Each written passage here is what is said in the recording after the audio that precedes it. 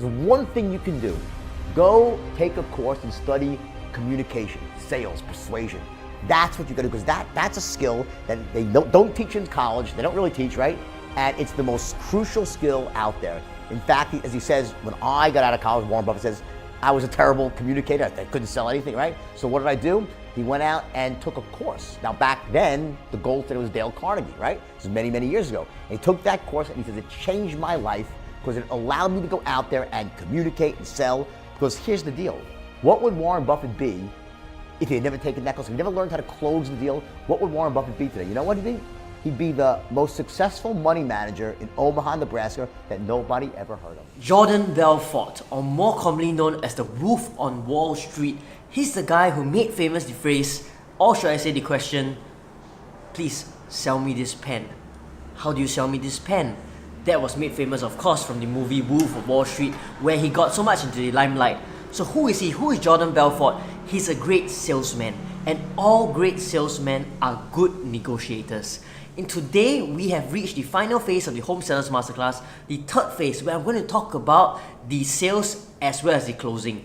In this episode, the focus is on negotiation. This is the step that is most uncomfortable for a DIY home seller. You feel uncomfortable talking about price, negotiating with a buyer, especially if that is not your expertise and you don't do it day to day on a day-to-day basis. Suddenly you need to talk about your house, you need to negotiate with a buyer on a sensitive topic such as your house, and then makes you feel not very comfortable. So today it's not about Jordan Belfort, it's about negotiation for your house.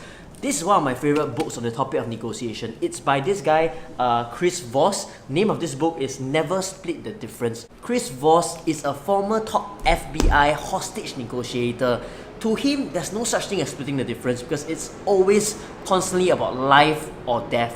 If he fails to negotiate the right way with his adversary, a life would be at stake. So today I'm not going to talk about the techniques he uses in hostage negotiations. I'm going to pick a few that I think is very useful from this book and is applicable to you in negotiating your house. So instead of the standard straightforward way where somebody makes an offer and then you work it out and end up meeting the middle, there are a few techniques in this book that can help you achieve a best possible price for your property. Number one, and this encompasses everything, you must realize that a negotiation is a game. It's fun and you are part of it to achieve an outcome that is desirable for both sides. You want to know more about the buyer who you may not know, who may be a complete stranger to you, and at the same time the buyer wants to find out more about you, to find out your weaknesses and to find out how you can get each other to adjust to each other's price. So in the first tip, we're going to talk about asking open-ended questions. So here it's very important to not make any statements or make any questions that to the buyer is only a one-word answer. For example, let's say your asking price is 1 million and the buyer offers you 900k. Even though 950k is probably the fair market price that your property is valued at, 900k is definitely a bit on the low end for the buyer to offer. You don't want to start by saying that, oh, it's quite a low offer, no, I'm not willing to accept it, can you come a bit higher? Can you come a bit higher is a close-ended question where the answer is simple, yes or no. So instead, something that this book has taught me is that you should try and revert with a open-ended question that makes, and here's the goal of the question, is to make the buyer doubt himself, make the buyer renegotiate with himself, make him think that his offer isn't such a good offer. So instead, you will ask him an open-ended question. An open-ended question that makes him talk more would start with how or start with what. So one example would be, how am I supposed to do that price? When you ask this question, the buyer would think whether his price is realistic, and then he will start to negotiate with himself. Another question you can ask is, looking at the transactions in the market today, what do you think is the fair price for my unit? Another one you can ask is that, if you have a valuation done for your property and it has matched your price you're looking to ask for, you can say, the valuation has matched 1 million. How can I do your price? It's an open-ended question and it allows the buyer to share more of his thoughts and negotiate with himself in his mind that his offer may be really too low. Tip number 2 that I learned from the book, and this has to do with a lot of rapport building. It is this concept of mirroring. You may have heard it before, where you repeat what the buyer has just said. So for example, the buyer may have offered you 900,000 and then you as a seller, you reply 900k and pause. It's very important to pause here because then the buyer would be able to speak more. That is mirroring.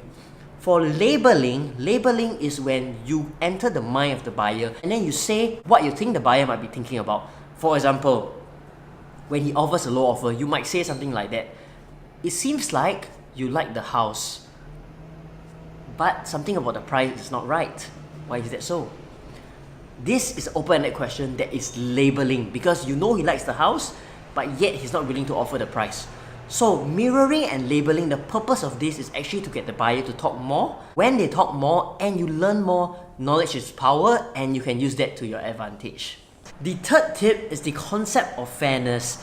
In his book, Chris Voss gave this as an example of a game that he plays with his students. So one group of them would be known as the proposers and there would be another group known as the acceptors. So what happens is that he would give the proposers $10 and the proposers need to propose an amount to give to the acceptor. If the acceptor accepts the amount, they both keep the money. If the acceptor rejects the amount, both of them get nothing and the $10 is taken back by Chris Voss. Make a guess, what were the outcomes of that experiment? As it turns out, most of the deals made at the end, they were not consistent and they were not more towards one side or the other. They were spread around 5-5, 4-6, 7-3, even 8-2 or 9-1. However, when Chris Voss went on to explain in his book, he wrote that most people make negotiations and make decisions emotionally because logically in this experiment, the proposer just needs to offer the acceptor $1 and that would be the best decision because to the acceptor, he would have to take the $1 because logically, getting that $1 is better than getting $0 if he rejects the offer. Yet, this was not the choice taken most often. Why? Because even as the proposer, he feels that there's a need to be fair and there's a need to offer something close to parity like $5 or $6 or $4 to the acceptor for the deal to go through. That is how strong our concept of fairness is in our brains.